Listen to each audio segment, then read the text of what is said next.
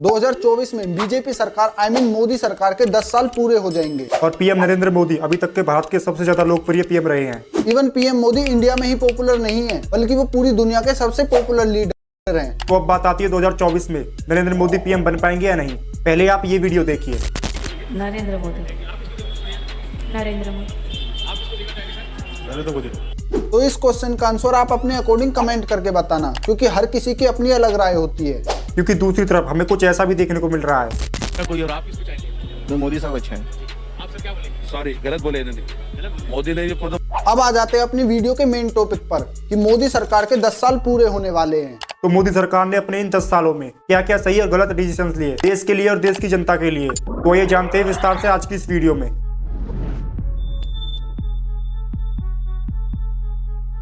8 नवंबर 2016 को प्रधानमंत्री नरेंद्र मोदी ने रात 8 बजे पूरे देशवासियों को संबोधित करते हुए ये ऐलान किया कि पूरे भारतवर्ष में 500 और 1000 के नोटों को बैन किया जा रहा है। 8 नवंबर 2016 की रात्रि को 12 बजे से वर्तमान में जारी 500 रुपए और 1000 रुपए के करेंसी नोट लीगल टेंडर नहीं रहेंगे और इसके बदले में 500 के नए नोट जारी किए गए और 1000 के नोट को परमानेंटली ओवरऑल इंडिया में बैन कर दिया गया, जिसकी जगह पर 2000 का नया नोट आया और अक्टूबर 2023 में 2000 के नोट को भी परमानेंटली पूरे इंडिया में बैन कर दिया गया। 18 सितंबर 2016 में जम्मू कश्मीर के उरी कैंप में सुबह 5:30 बजे 4 पाकिस्तानी आतंकवादियों ने इंडियन आर्मी के ब्रिगेड हेलीकॉप्टर पर हमला कर दिया, जिसमें हमारे भारत के 18 जवान शहीद हुए। और इस हमले के ठीक 10 दिन बाद पाकिस्तान से बदला लिया गया, जिसे कि सर्जिकल स्ट्राइक का नाम दिया गया। इस ऑपरेशन को 25 कमांडोज ने पूरा किया, जबकि 150 कमांडोज बैकअप पर थे कि अगर कोई जरूरत पड़े तो तुरंत आकर कार्रवाई की जा सके। प्रधानमंत्री नरेंद्र मोदी के नेतृत्व में 1 जुलाई 2017 को पूरे देश में जीएसटी को लागू कर दिया गया, जिसे इंडिया के प्रेसिडेंट ने 12 अप्रैल 2017 को सेंट्रल जीएसटी लॉ की अप्रूवमेंट दी। जीएसटी को लागू करने का मकसद देश में एक देश एक टैक्स की प्रणाली को लागू करना था। 14 फरवरी 2019 को जम्मू कश्मीर के पुलवामा में पाकिस्तानी आतंकवादियों ने सीआरपीएफ के काफिले पर हमला कर दिया, जिसमें हमारे भारत के 40 जवान शहीद हुए। पाकिस्तान के इस ब्लडी अटैक को देखने के बाद इंडिया ने ठीक 2 हफ्ते बाद ही 26 फरवरी 2019 को पाकिस्तान के बालाकोट में घुसकर जैश-ए-मोहम्मद के ट्रेनिंग कैंप्स पर एयर स्ट्राइक कर दी और पाकिस्तानी आतंकवादियों को मार गिराया। मोदी सरकार ने 30 जुलाई 2019 में 3 तलाक विधेयक को पारित किया, जिसके बाद से मुस्लिम समाज में 3 तलाक देना क्राइम लिस्ट में आ गया और अगर कोई 3 तलाक देता भी है तो उसके लिए एक अलग कानून बनाया गया, जिसमें कि उसे 3 साल की सजा दी जाएगी। इस कानून को मुस्लिम महिला विवाह अधिकार संरक्षण विधेयक 2019 के नाम से जाना जाता है। मोदी सरकार ने जम्मू कश्मीर से धारा 370 हटाकर हर किसी को हैरान कर दिया और धारा 370 को जम्मू कश्मीर से हटाना मोदी सरकार की सबसे बड़ी अचीवमेंट्स में से एक है। 5 अगस्त 2019 को संविधान के आर्टिकल 370 के अधिकतर खंडों को खत्म कर दिया गया। इस वजह से जम्मू कश्मीर को एक ग्रांटेड स्पेशल स्टेटस मिल सका।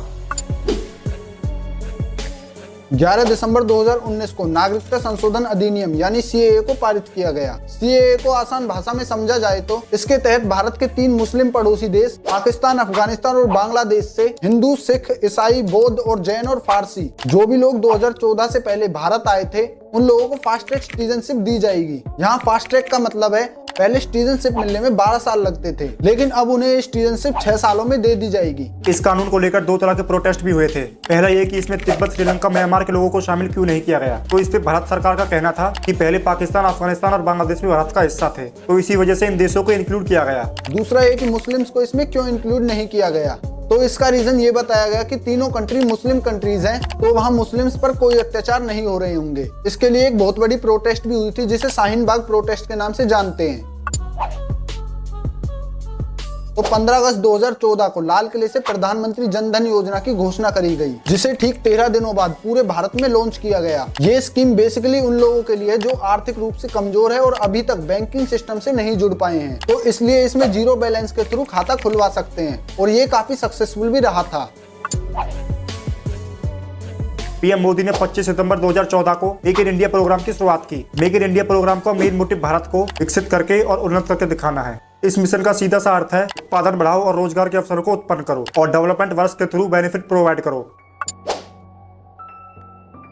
आयुष्मान भारत योजना को मोदी जी ने 23 सितंबर 2018 को लागू किया। तो इस योजना में लोगों के आयुष्मान कार्ड बनाए गए। उम्मीद है आपने भी बनवा रखा होगा। तो इसकी हेल्प से आपको पर ईयर 5 लाख रुपए का फ्री मेडिकल ट्रीटमेंट मिलेगा। तो आयुष्मान कार्ड के थ्रू आप देश के किसी भी प्राइवेट या सरकारी हॉस्पिटल में जाकर पूरे 5 लाख रुपए का फ्री मेडिकल ट्रीटमेंट ले सकते हो। मोदी सरकार ने 17 सितंबर 2016 को पीएम गरीब कल्याण योजना चलाई, जिसमें कि 80 करोड़ गरीब लोगों को हर महीने 5 किलो गेहूं या चावल और 1 किलो मनपसंद दाल फ्री में बांटी गई, जिससे कि इंडिया के गरीब लोगों को काफी हेल्प मिली। स्किल इंडिया मिशन को प्रधानमंत्री मोदी ने 15 जुलाई 2015 को फर्स्ट टाइम हो रहे वर्ल्ड यूथ स्किल डे के अनुसार हो रहे एक प्रोग्राम में इसकी घोषणा करी। स्किल इंडिया मिशन को भारत को आत्मनिर्भर बनाने की दृष्टि से शुरू किया गया था। स्किल इंडिया मिशन भारत के युवाओं को इंडस्ट्री रिलेटेड ट्रेनिंग लेने में सक्षम बनाती है, जिससे कि हमें हमारे फ्यूचर को ब्राइट करने में हेल्प मिल सके। 2 अक्टूबर 2014 को पूरे देश भर में व्यापक तौर पर स्वच्छ भारत मिशन को राष्ट्रीय आंदोलन के रूप में शुरू किया गया। इस अभियान के अंतर्गत 2 अक्टूबर 2019 तक स्वच्छ भारत की सोच को साकार करने का टारगेट बनाया। स्वच्छ भारत मिशन मोदी सरकार के द्वारा चलाया गया सबसे महत्वपूर्ण अभियान रहा है और खुद पीएम मोदी ने मंदिर मार्ग पुलिस स्टेशन के पास झाड़ू लगाकर इस अभियान की शुरुआत करी। तो ये थे पीएम मोदी के द्वारा पिछले 9 सालों में लिए गए डिसीजंस। इनके अलावा पीएम मोदी ने और भी कई डिसीजंस लिए हैं और भी कई मिशंस चलाए हैं, जिनके बारे में हम इस वीडियो में कवर नहीं कर पाए हैं। तो अगर आपको डिटेल में सारा कुछ जानना है तो हमने डिस्क्रिप्शन में एक लिंक दिया हुआ है, आप वहां से जाके चेकआउट कर सकते हैं।